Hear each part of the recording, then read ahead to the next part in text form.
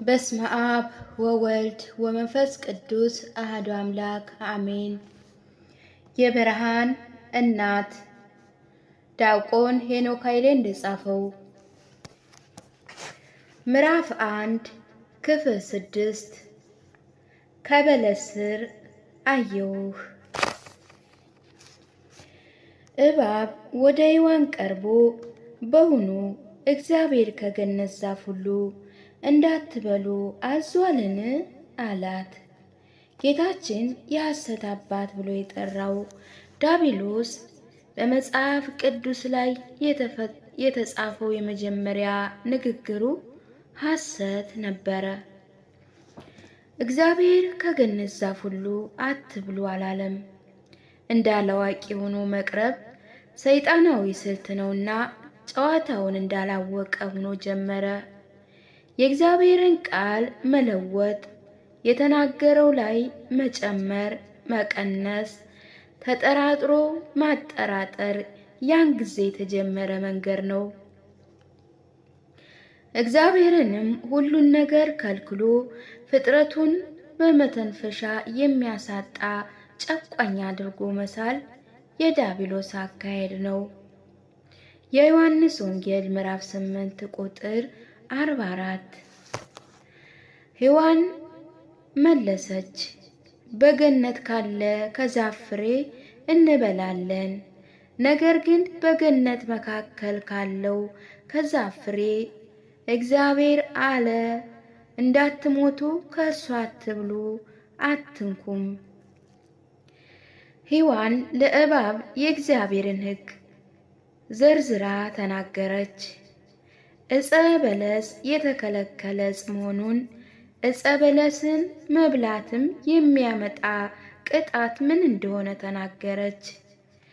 ስለዚህ ሔዋን የበደለችው ባለማወቅ አልነበረም፣ ሕጉን ጠንቅቃ ታውቃለች። ሕጉን መተላለፍም የሚያመጣውን ቅጣት ታውቃለች። አንዳንድ ጊዜ ኃጢአት መሆኑን እያወቅ የምንሰራው ኃጢአት አለ። ስለ እግዚአብሔር ቃል ያለን ዕውቀት ፍላጎታችንን መግታት አቅቶን ሕጉን እየተነተን በጥቅሱ ላይ እየተወያየን እንበድላለን። ሔዋን ሕጉን አልረሳችውም። የበደለችው ስለ ሕጉ እየተወራና ከእባብ ጋር ስለ እግዚአብሔር እየተነጋገሩ ነው ይላል የሂፖ ሊቀ ጳጳስ አውግስጢኖስ። ሔዋን ስለ ሕጉ ለእባብ በሰጠችው ማብራሪያ ላይ እግዚአብሔር ከተናገረው ላይ አንድ ቃል ጨምራለች። እንደሚታወቀው እግዚአብሔር ከዛፍ ፍሬ አትብሉ ብሎ ሕግ ሲሰጥ ሔዋን ገና በአዳም ጎን ውስጥ ነበረች እንጂ ሰው ሆና አልተሰራችም ነበረ። እግዚአብሔር አምላክም ሰውን እንዲህ ብሎ አዘዘው፣ ከገነት ዛፍ ሁሉ ትበላለህ፣ ነገር ግን መልካምና ክፉን ከሚያስታውቀው ዛፍ አትብላ፣ ከእርሱ በበላህ ቀን ሞትን ትሞታለህና። እግዚአብሔር አምላክም አለ፣ ሰው ብቻውን ይሆን ዘንድ መልካም አይደለም፣ የሚመቸውን ረዳት እንፍጠርለት። ዘፍጥረት ምዕራፍ 2 ቁጥር 17 እስከ 18። ሔዋን የእግዚአብሔርን ሕግ የሰማችው ከባሏ ከአዳም ነበረ። ለእባብ በተናገረች ጊዜ ግን አትንኩት አለን የሚል ቃል ጨምራለች። በእግዚአብሔር ቃል ላይ ማንም አንዳች ቢጨምር ወይንም ቢያጎድል እግዚአብሔር ከሕይወት ዛፍ ዕድሉን ያጎድልበታል የሚል ቃል ከሕይወት ዛፍ በተባረረችው በሔዋን ተፈጸመ ይላሉ አንዳንዶች ተቺዎች። ራእይ ምዕራፍ 22 እስከ 18። ቅዱስ አምብሮስ ብዙዎች ትእዛዙ ሲናገሩ ሔዋን ገና አልተፈጠረችምና የአዳም ጥፋት ነው ይላሉ። ምክንያቱም ለሔዋን የእግዚአብሔርን ትእዛዝ የነገራት አዳም ነው ይላል። የአይሁድ ረብናት ደግሞ በትርጓሜያቸው ሕጉን እንዳትተላለፍ ካለው ቅንዓት የተነሳ አዳም ለሔዋን አትንኩት አለን ብሎ ነግሯት ነው። የአዳም የገነት ንግግር ለእባቡ መንገድ ከፈተ በማለት ተወቃሿ ሔዋን ሳትሆን አዳም ነው ይላሉ። በእርግጥ አትንኩት የሚለው ቃል አርቆ የማጣር ያህል የሚጠቅም እንጂ ያን ያህል ጎጅ ቃል አይመስልም። ምክንያቱም በእጁ እያገላበጡ እያዩ እየዳሰሱ አለመብላት የበለጠ አሳሳችና ሳያስቡትም ሊበሉት እንዲችሉ የሚያደርግ ሁኔታ ነው። ያም ሆኖ ይህ ሔዋን ስለ እግዚአብሔር ሕግና ትእዛዝ ለእባቡ ዘርዝራ ተናግራለች። ስለ ሕጉ ስትናገር ከፍሬው የማንበላው ከበላን ስለምንሞት ነው ብላ ሕጉን የሕይወት መመሪያዋ አድርገው አልነበረውም። የእግዚአብሔር ትእዛዝ የሚጠብቁትን ይጠቅማል እንጂ ለእግዚአብሔር ብለው የሚከፍሉት ዕዳ አይደለም። የእግዚአብሔር ትእዛዝ ባሪያህ ደግሞ ይጠብቀዋል፣ በመጠበቁም እጅግ ይጠቀማል የሚለውን ሐሳብ ሔዋን አልተረዳችምና ሕግጋቱን የምንጠብቀው እኛ አይደለምን? ይልቁንስ ሕግጋቱ እኛን ይጠብቁናል፣ ለመጠበቅና ለመጠጊያነት ይሆኑናል እንጂ። እርሷ ግን ፈጣሪ ለኛ ብሎ ከዛፍ ፍሬ ከለከለን በማለት ፈንታ እኛ ለፈጣሪ ብለን ተከለከልናለች። እንበላ ነበር፣ ምን ዋጋ አለው አትብሉ አለን እንጂ። ለፈጣሪ ብለን ተውኑ እንጂ ብንበላስ አንጠላም ነበር የሚል ድምፅ ባለው ቃል ፈጣሪዋን ለእባብ አማች። ለፈጣሪ ብዬ ተከለከልኩ በማለት በራሱ በደስታ ሳይሆን በቅሬታ የመታዘዝ አንዱ ማሰሪያ ነው። ጠቢቡ ሲራክ ስለ እግዚአብሔር ብዬ ተከለከለው አትበል፣ እርሱ የሚጠላውንም አታድርግ የሚል ይህ ነው። ሲራክ ምዕራፍ 15 እስከ ቁጥር 11። ይህንን ማብራሪያ ተከትሎ እባብም ለሴቲቱ አላት፣ ሞትን አትሞቱም፣ ከእርሷ በበላችሁ ቀን ዓይኖቻችሁ እንዲከፈቱ እንደ እግዚአብሔርን መልካምና ክፉን የምታውቁ እንድትሆኑ እግዚአብሔር ስለማያውቅ ነው እንጂ አላት። ሔዋን ከእባብ ጋር ንግግሯን በቁጣ ማቋረጥ የነበረባት ይህንን መልስ ስትሰማ ነበረ። እባብ ደፍሮ ክብር ይገባውና የሁሉ ፈጣሪ እግዚአብሔር የተናገራቸውን ነገር ሐሰት ነው እያላት ነው። ከአዳም ጎን አጥንት ወስዶ የሰራሽ በገነት ውስጥ በተድላ ያኖረሽ እግዚአብሔር ሐሰተኛ ነው ብሎ አንድ እንስሳ ሲናገር ሔዋን ሰምታ ዝም ማለቷ ምንኛ ያሳዝናል። ሔዋን ሆይ ለምን ዝም ትያለሽ? መልስ እያለሽ መልስ እንደሌላት ለምን ትሆኛለሽ? እንዴት ብትደፍርኝ ነው ፈጣሪን በእኔ ፊት የምታመዋትዩም? የፈጣሪን ቃል ንቄ ትቼ ያንተን የእንስሳውን ቃል እንዴት ልቀበል እችላለሁ? ለፈጣሪህ አምላክ ያልታመንክ አንተ ላልፈጠርኩ ለኔ እንዴት አሳቢ ልትሆን ትችላለህ? አንተ እንስሳ ሁነህ እኛ ገዢዎችህ ያላወቅነውን ነገር ከየት አምጥተህ አወቀህ ብትዩ አትችይም ነበር።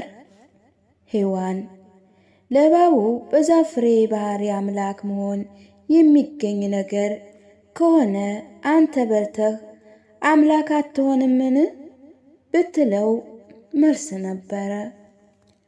እባቡ ከዛፉ ፍሬ እንድትበላ ሲጋብዛት እስቲ አንተ ዓይኖች ይከፈቱ ዘንድ ቀድመና ብላ ልትለው በተገባ ነበረ።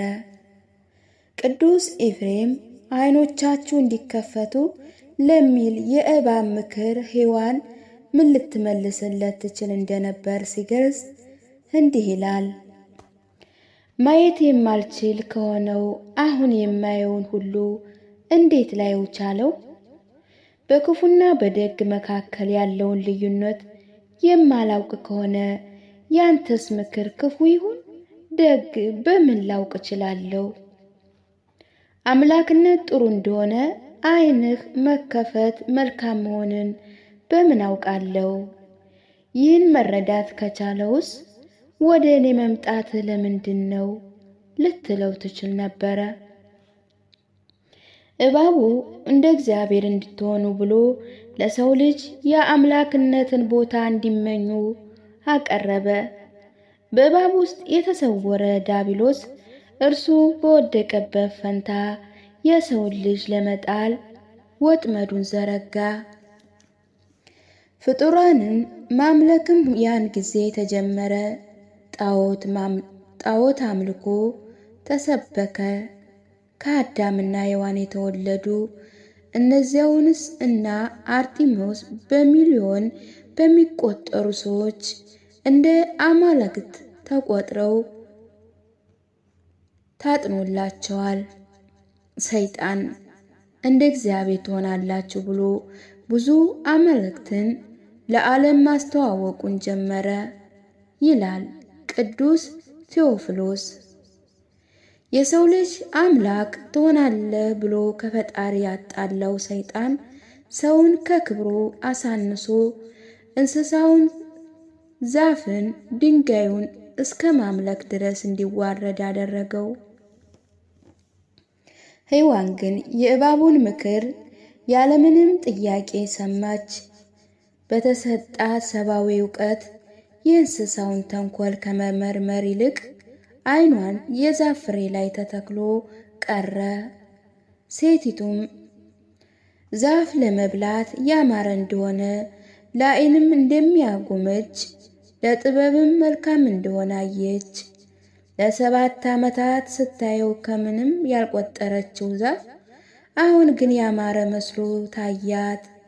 የሰይጣንንም ምክር የሰማህ ዕለት እንደ ይሆን ሌላ ቀን የናቀው ነገር ሁሉ ያስጎመጅሃል። በጆሮህ የእባብ ቃል ዓይን ቆርቆር እንጂ ዓይንህ በምኞት ይሸንፋል። ሔዋን የዛፍ ፍሬ ገና ስታየው አማራት። ምግብም መቼስ ሲያዩት ያላማረ ከሆነ ሲበሉት ያቅራል ይባላል። ሔዋን ግን ስታየው ያማራት፣ ፍሬ ስትበላው አቃራት። ሴቲቱም ዛፍ ለመብላት ያማረ እንደሆነ ለዓይንም እንደሚያጎመጅ ለጥበብም መልካም እንደሆነ አየች የሚል ቃል ምንኛ ይደንቃል! አንድን ዛፍ መልኩን በማየት ብቻ ከተበላ በኋላ ስለሚያመጣው ውጤት እንዴት ሊታወቅ ይችላል? ጆሮህን ለእባብ ከሰጠህ የምትሰማውን ከማመን ወጥተህ የምታምነውን ብቻ ወደ ማየት ትደርሳለህ። ሔዋን የእባቡን ቃል በልቧ ማመን ስትጀምር የዛፍ ፍሬን በማየት ብቻ ልታቆም የማይቻለው ነገር ሳይቀር እውነት መስሎ ይታያት ጀመረ። ከፍሬው ወሰደችና በላች፣ ለባሏ ደግሞ ሰጠችው፣ እርሱም ከእርሷ ጋር በላ። ሌላ ምግብ ቢሆን ሔዋን የበላሁት ለባል የማይቀርበትን ብላ ለባሏ በመስጠቷ እናመሰግናት ነበረ።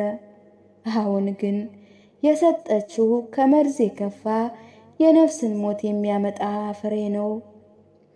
ረዳት ሆነው ተብላ ለአዳም የተሰጠችው ሔዋን ረዳቱ በመሆን ፈንታ የሞት ምክንያት ሆነች። ቅዱስ አባ ጊዮርጊስ እንዳለ አኮ ዘኩንቱ ረድኤት አላኩንቱ ቀታሲት፣ ረዳት የሆነችው አይደለም ገዳዩ ሆነች እንጂ። ሔዋን ይህንን በማድረጓ ራሷን በፈታኝ ቦታ አስቀመጠች። እርሷ ለመውደቋ እባብን አሳሳችዋ አደረገችው። እርሷም ለአዳም የአሳሳችነት ሚና ተጫወተች። ሔዋን በሰይጣን ተፈትና ወደቀች፣ አዳም ደግሞ በሔዋን ተፈትኖ ወደቀ እንደማለት ነው። በዚህ ሔዋን ራሷን በኃጢአት ፈተና ስፍራ አስቀመጠች። ጠቢቡ ሲራክ ጥንቱን ኃጢአት ከሴት ተገኘች፣ ስለ እርሷ ሁላችን እንሞታለን ብሎ ሔዋንን የኃጢአት መገኛ አደረጋት። ሲራክ 25 ቁጥር 23።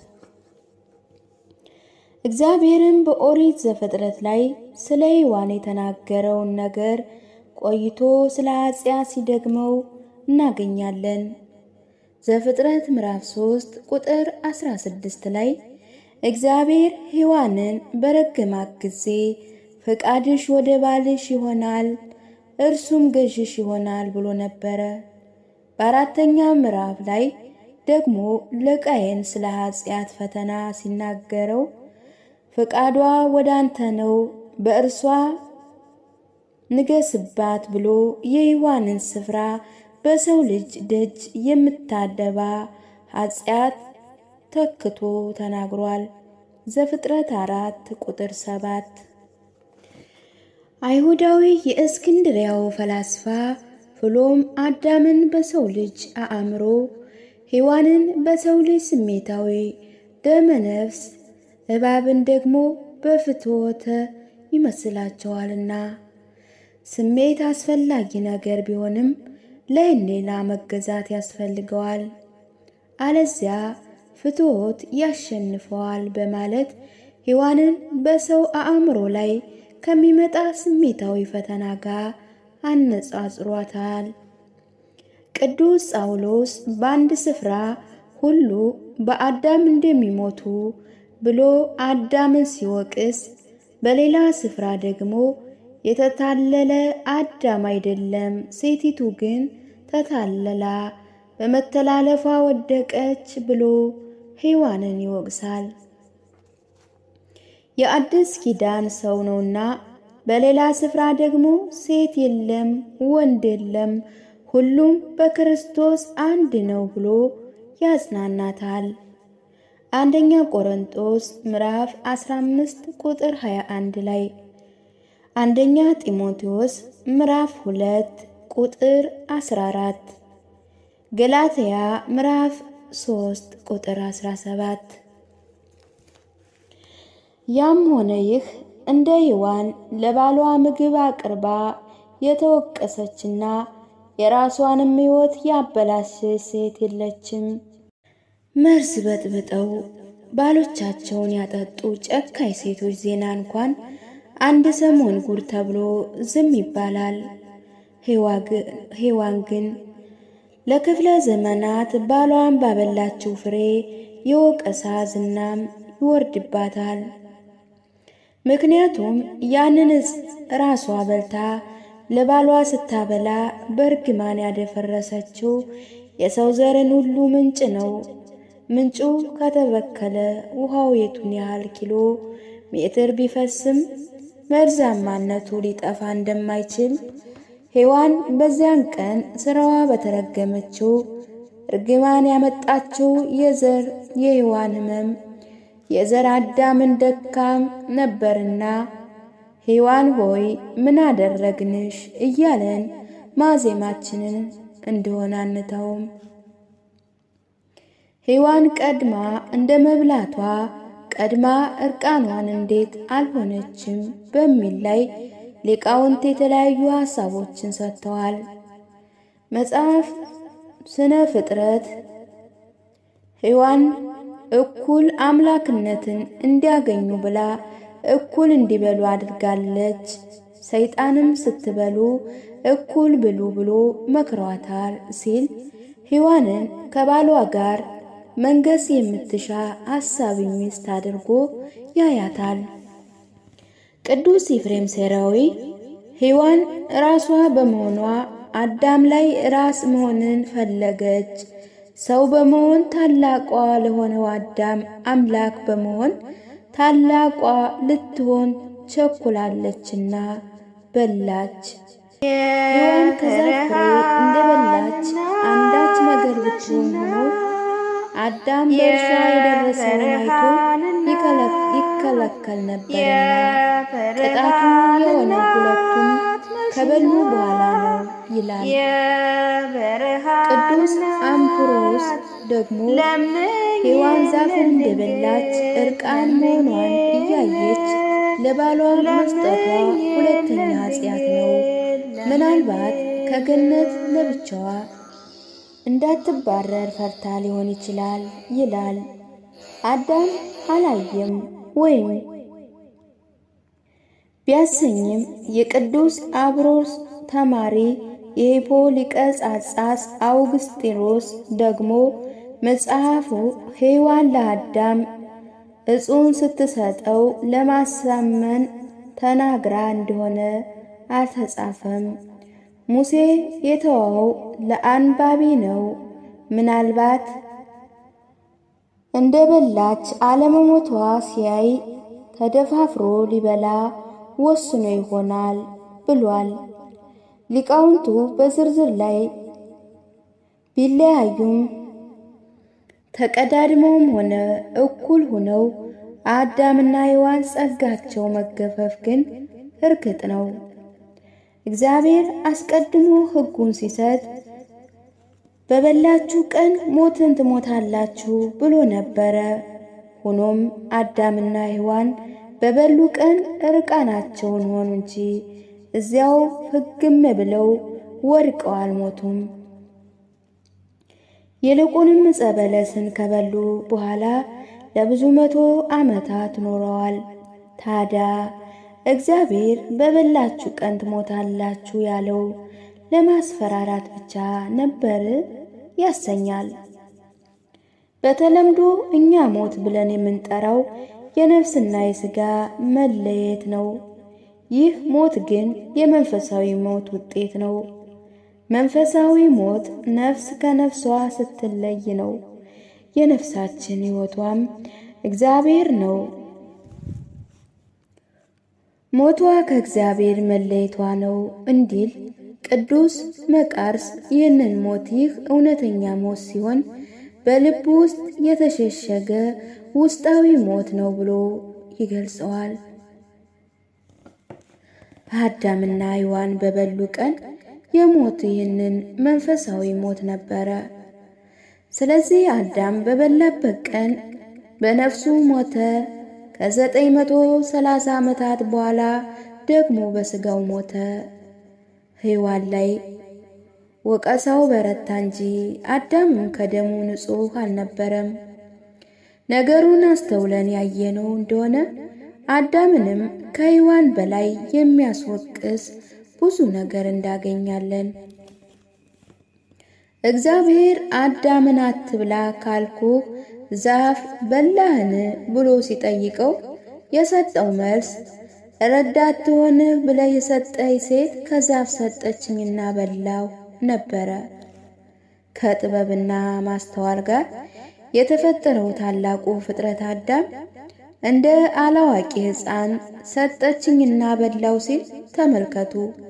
አዳም ሆይ የተሰጠን ሁሉ እንዴት ትበላለህ? ርቦ ነበር እንዳንል ከወደቀት በፊት እንደማትራብ እናውቃለን። በዕድሜ ካንተ የምታንስህ ከጎንህ በመገኘቷ ልጅ ከምትባለው ሔዋን የተሻለ ታስታውል አይገባህም ነበርን?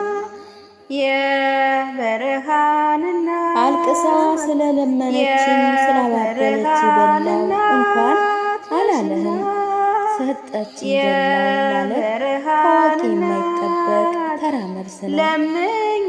ቅዱስ ባስልዮስ አዳም ክፋትን የሰራው በሚያስገድድ ፍላጎት ሳይሆን ካለማሰብ ነበር እንዳለው አዳም ሔዋን እጁ ላይ ያስቀመጠችው ፍሬ ወደ አፉ ለመስደድ ቆይ ጥቂት ላስብበት እንኳ አላለም። ሔዋን ከእባብ እንደሰማችው አይነት ብዙ ማብራሪያም አልጠየቀም። የሰጠችውን ተቀብሎ በላ። ቅዱስ ዮሐንስ አፈወርቅ አዳም ለሔዋን በቀላሉ እጅ እንደሰጠበት መንገድ ከሆነ ያለ ሰይጣንም ቢሆን መበደሉ የማይቀር ይመስላል ይላል።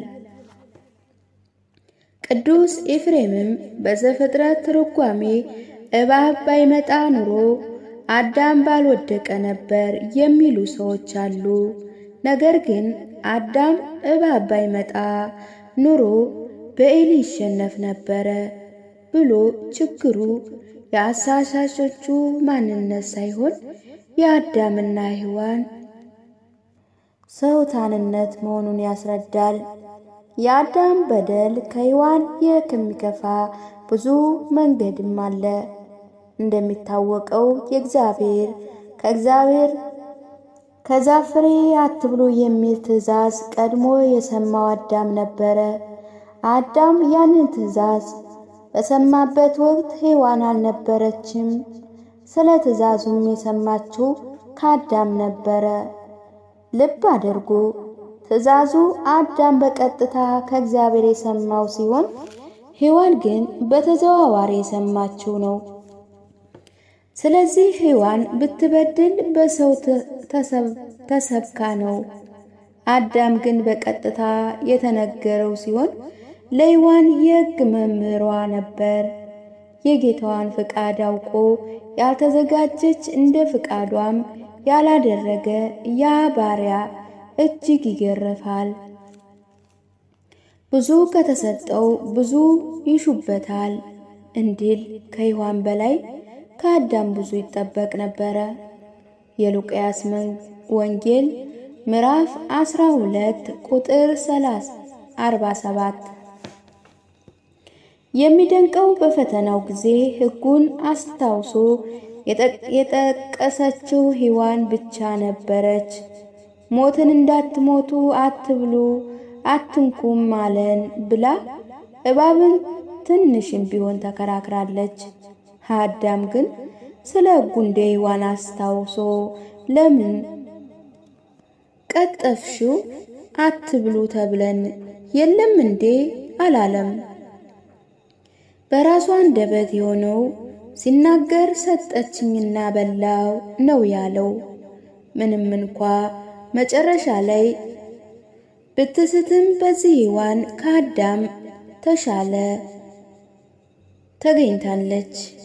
የአዳም ሌላ ጥፋት ከዛፍ ፍሬ ለምን እንደበላ ለመግለጽ ምክንያት ያቀረበበት አገላለጽ ነው። ረዳት ትሁን ብለ የሰጠኝ ሴት ከዛፉ ሰጠችኝና በላው አለ። አጥንትሽ ከአጥንቴ ስጋሽ ከስጋዬ አንድ ስጋ አካል ብሎ በፍቅር ቃል እንዳተናገረላት አሁን አጥንቴና ስጋዬ አካሌ ሰጠችኝ አላለም። ከእርሷ እንዳልተገኘች እንዳያት እንዳልወደዳት ሁሉ አሁን ግን በአድ አድርጎ የሰጠኝ ሴት ብሎ ለፈጣሪ መለሰ። የሰው ልጅ አመስግኖ የተቀበለውን ነገር አልሆን ሲለው ተሳድቦ እንደሚመልስ በዚህ ታወቀ። አዳም የሰጠኝ ሴት በሚል ንግግሩ የከሰሰው ሔዋንን ብቻ ሳይሆን እግዚአብሔርንም ነበረ።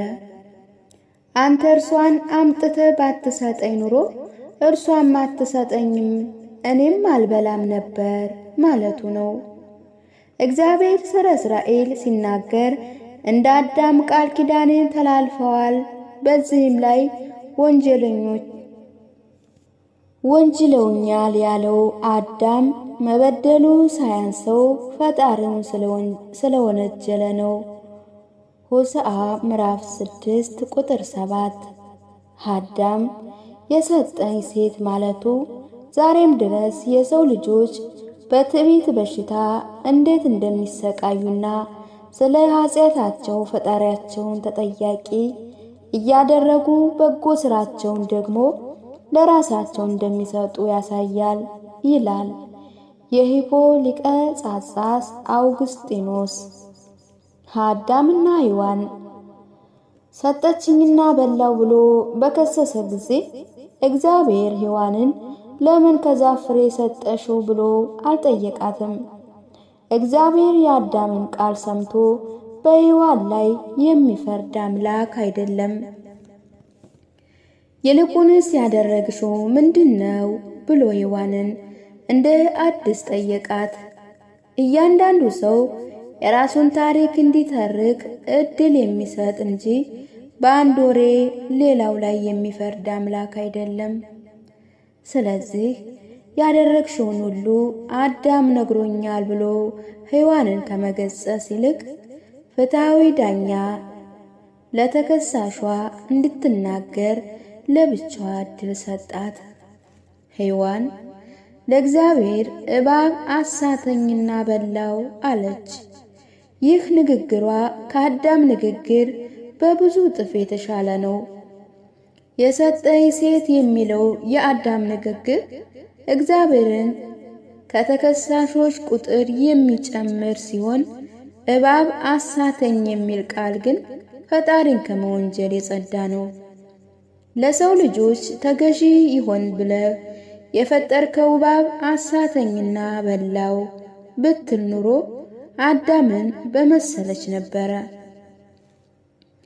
እርሷ ግን ከእባብ ጀመረች እንጂ ያው አንተ የፈጠርከው እባብ አላለችም። አሳተኝና በላው የሚል ንግግሯም ከአዳም ሰጠኝና በላው የሚል ንግግር ከአዳም ሰጠችኝና በላው የሚል ንግግር እጅግ በጣም የተሻለ ነው። ሰጠችኝና በላው ሲል ሙሉ በሙሉ ጥፋቱን ወደ ሔዋን የደፈ አነጋጋሪ ሲሆን፣ አሳተችኝና በላው በሚለው ውስጥ ግን እኔም ስቻለው ተታልያለው የሚል የራስ ጥፋት ማመን አለበት። ቅዱስ አብሮስ ሔዋን ከአዳም ይልቅ መታለሏን ቀድማ አመነች ያለው ይህንን ነው። እግዚአብሔር በአዳምና ሔዋን መውደቅ ምክንያት የእርግማንን ቃል በተናገረ ጊዜ አስቀድሞ መናገር የጀመረው በሰው ልጅ ላይ ሳይሆን እባብን በመርገም ነበረ። ቅዱስ ኤፍሬም በዚህ ውስጥም የእግዚአብሔር ፍቅር ያይበታል።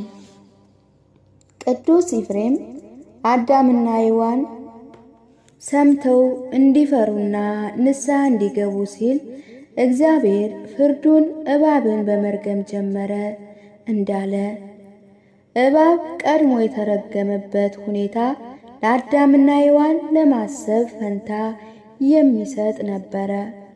በዚህ መሰረት የሰይጣን መሳሪያ የሆነው እባብን መናገር እንዳይችል አደረገው።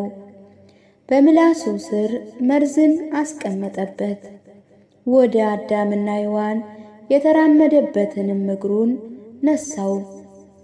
እባብ ሳይነሳም ሳይቀር እንደሚያምነው እግር ያለው ቁሞ የሚሄድ እንስሳ እንዳልነበረ እየተሳበ የሚሄድ የምድር አውሬ ሆኖ እባብ የልቡን አይቶ እግር ነሳው እንዲሉ አበው ወደ ሰው ልጅ በክፋት የተራመደበት እግር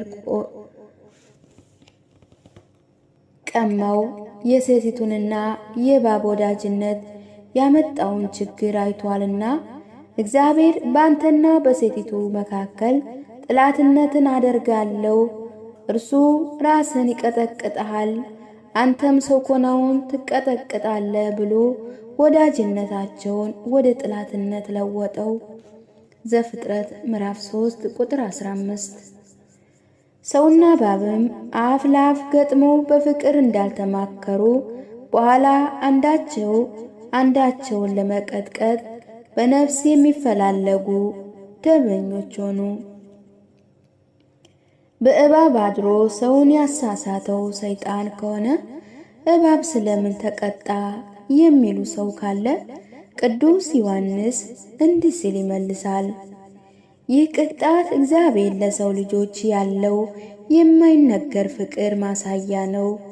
ልጁን በጣም የሚወድ አባት የልጁን ገዳይ ሲቀጣ ልጁ የተገደለበት ቢላዋ ወይንም ሰይፍ ሰባብሮ እንደሚጥል ሰይጣን ሰውን የገደለበትን መሳሪያ እባብንም እግሮቹን ሰባብሮ ወደ ምድር ጣለው። አዳምና ሔዋን በዚህች ዕለት በበሉት ያለ መታዘዝ ፍሬ ምክንያት ክብር ተዋርዶ እግዚአብሔር ካለመኖር ወደ መኖር ያመጣው የሰው ልጅ ትእዛዙን በመተላለፍ ምክንያት ከመሆን ወደ አለመኖር መጓዝ ጀመረ። እግዚአብሔር ገዢዎች ናችሁ፣ የልዑል ልጆች ናችሁ ብሎ ያከበራቸውን አዳምና ሔዋን ነገር ግን እንደ ሰው ትሞታላችሁ፣ ከአለቆቻችሁም እንዳንዱ ትወድቃላችሁ ብሎ ከአለቆች እንዳንዱ እንደ ዲያብሎስ ጣላቸው። ከፍጥረታት በላይ ሆኖ የተፈጠረው አዳም ከአንዲት የዕፀ በለስ ዛፍ በታች ሆነ። ከበለስ በታች አየሁ የሚል ቃል ክርስቶስ ኃጢአት ሰፍናበት ከዛፍ ስር ለተዋረደው አዳም የተስማማ ነበረ። የዮሐንስ ወንጌል ምዕራፍ 1 ቁጥር 49። ከፈጣሪው ይልቅ መብላትን የመረጠው የሰው ልጅ የዕድሜ ልክ የምግብ ጥገኛ አድርጎ ቀጣው። ወደ ሲኦል ከመግባቱ በፊት በሕይወቱ ሳለ ሆድ ወደሚባል ሲኦል ውስጥ ከተተውና የሰው ልጅ ለሆድ ሲል የሚንከራተት በላቡ በወዙ ጥሮ ግሮ የሚበላ የለፋውን ያህል የማያገኝና ምድር እሾህ የምታበቅልበት ምስኪን ገበሬ ሆነ። ሔዋንን ገዥ ሆናለሁ ብላ ስለ ጓጓች የባሏ ተገዥ እንድትሆን ደስታዋን ከባሏ የምትሻ ፍቃዷም ወደ ባሏ እንዲሆን አደረጋት። የምትወልዳቸው ልጆች ለመከራ የምትዳረግ እናት በመሆኗ እርሷም መከራዋን ቀምሳ በምጥ ተሰቃይታ የምትወልድ ሆነች። ወዳጄ አዳምና ሔዋን በዚህ ዛፍ ፍሬ ምክንያት አምላክነትን ሊያገኙ ፈልገው የሰው ልጆችን ላለንበት የመከራ ዓለም ስለደረጉን እንማረራለን እንጂ እኔ እናንተም ከእነርሱ የባስ እንጂ የተሻልን አይደለንም። እንደውም ትክ ብለን ካየነው እነርሱ ፍሬውን ብቻ በሉ እንጂ እኛስ ቅርንጫፉንም ግንዱንም ከነስሩ ገንድሰን ቀርጥፈን የበላን በደለኞች ነን። እውነት እነርሱ ከሰሩት እኛ ያልሰራነው ምን አለ? እግዚአብሔር የከለከለውን መብላት ከሆነ እንደኛ ይበላል። እንደውም የብዙዎቻችን ተወዳጅ ምግብ የተከለከለ ፍሬ አይደለምን?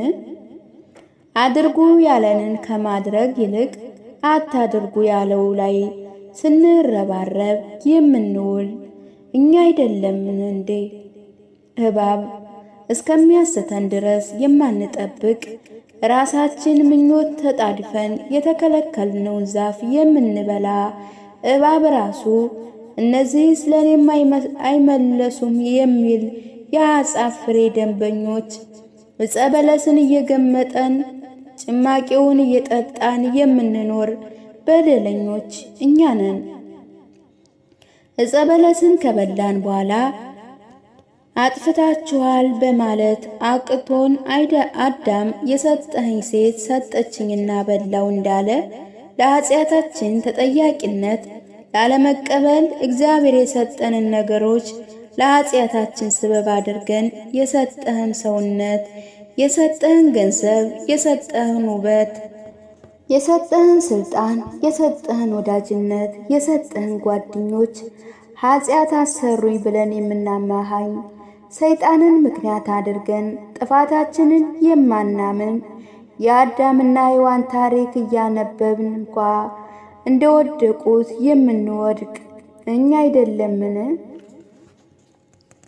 ቅዱስ አትናቴዎስ በቅዳሴዎቻችን እንዲህ እንዳለ፣ አዳምና ሔዋን ሆይ እኛስ እናንተን መንቀፍ አይቻለንም። በእርሱ እየተናገሩበት የራስን አንደበት ለመንቀፍ እንደማይቻል እንዲሁም እናንተ እኛ ናችሁ፣ እኛም እናንተ ነን። አዳምና ሔዋን ሆይ እናንተን እንዳንነቅፋችሁ ይቅር ባይ ጌታ ባመጣችሁ መከራ ተጸጽታችሁ ንስሐ ገብታችኋል። አዳምና ሔዋን ሆይ እናንተስ ድናችኋል። ቤዛ ሆኖ ባዳናችሁ በጌታ ደም ወደ ቀደመው ርስታችሁ ወደ ገነት ገብታችኋል። እኛ ልጆቻችሁ ግን ኃጢአት እንደ እሳት አቃጠለችን፣ ፍትወትም አነደደችን። አዳምና ሔዋን ስንወቅስ ምናልባት እኛ እኮ ምንም ኃጢአት ብንሰራ አምላክ ለመሆን ግን አልሞከርንም። እነርሱ ግን አምላክ መሆን ፈልገዋልና ፍርድ ይገባቸዋል ብለን እንጽናናለን። ይሁንና ይህ ንግግር ራሱ አምላክነትን መፈለግ ነው። አዳምና ሔዋን አምላክነትን ፈልገዋልና ፍርድ ይገባቸዋል ትላለህ። አንተም በእርሱ ላይ ስትፈርድ አምላክ መሆንን መፈለግ አይደለምን? ይላል አባ ጊዮርጊስ ዘጋስጫ። እኛ እንደ ፈጣሪ ሁልጊዜም ንጹሐንና ምንም እንከን የሌለብን ይሆን ይመስላል። በሌላ ሰው ኃጢአት ላይ በፈራጅነት ለማውራት ከችኮልን ሌላውን በደስታ የምንኮንን ከሆነን በፍጥረቱ በሚፈርደው በእግዚአብሔር ቦታ ራሳችንን እያስቀመጥን ነው። ሕግን የሚሰጥና የሚፈርድ አንድ ነው። እርሱም ሊያድን ሊያጠፋ የሚችል ነው። በሌላ ግን የምትፈርድ አንተ ማነህ? ያዕቆብ ምዕራፍ 4 ቁጥር 12። ወዳጄ አምላክ መሆንን መፈለግ አይነቱ ብዙ ነው። በሁሉ ነገር አዋቂ፣ በሁሉ ነገር ተጠያቂ፣ በሰዎች ዘንድ ምንም እንከን የሌለበት መስሎ መታየት የሚፈልግ ሰው ሳይታወቀው ፍጡርነቱን ክዶ እንደ አምላክ መሆን እየፈለገ ነው።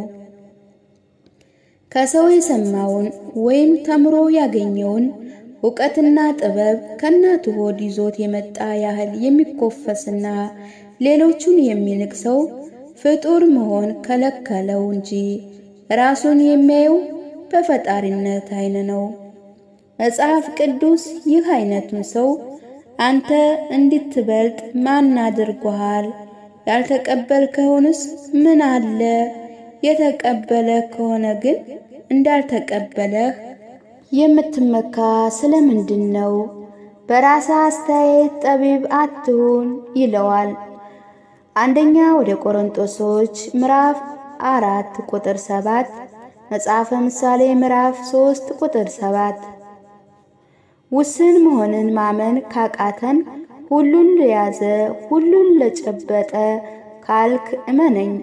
ያለ እባብ ምክር አሐዚ ሁሉ የሆነውን የእግዚአብሔርን አምላክነት ስፍራ እየተመኘ ነው።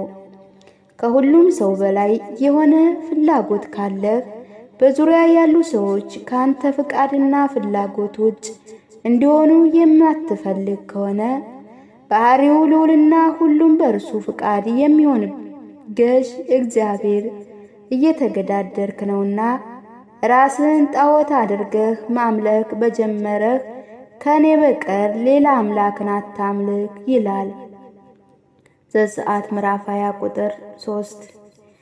ይህ አይነቱ ራሱን በአምላክ ቦታ የማስቀመጥ ደዌ የያዘው ሰው ክፋቱ ራሱን እንደ እግዚአብሔር ማየቱ ብቻ ሳይሆን እግዚአብሔር የማያደርጋቸውን ነገሮች ማድረጉ ነው።